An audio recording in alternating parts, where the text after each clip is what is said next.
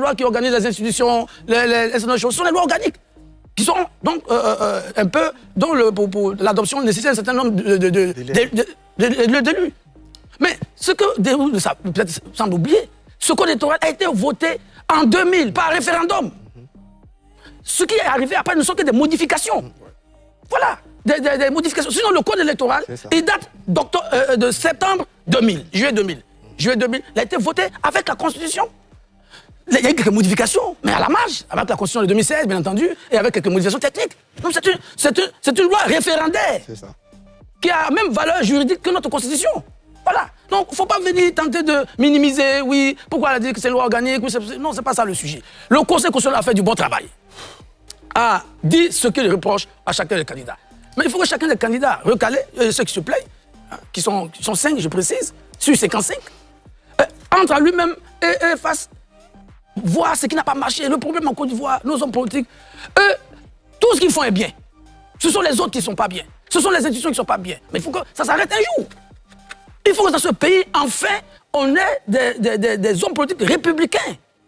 On n'est pas toujours... Parce qu'on veut préparer les esprits à la révolte. Qu'est-ce qu'on gagne en faisant tout ça?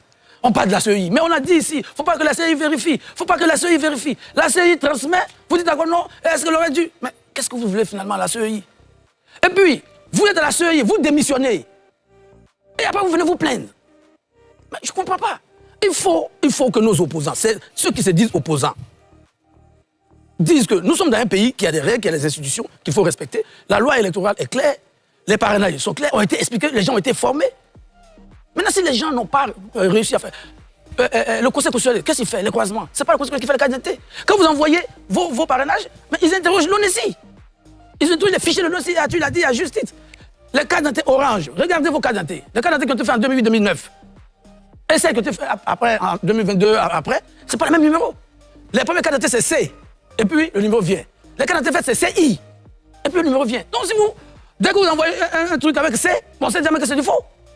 Il y en a qui ont pris des anciennes cartes d'identité, ils sont allés parce que, effectivement, avec l'ancienne carte d'identité, vous êtes sur le fichier électoral. Parce que c'est avec cette carte d'identité, en 2008-2009, que vous avez fait votre enrôlement. D'accord. Mais, pour ce parrainage-là, il fallait les nouvelles cartes d'identité. Qui t'a dit ça? Mais c'est ça, c'est évident.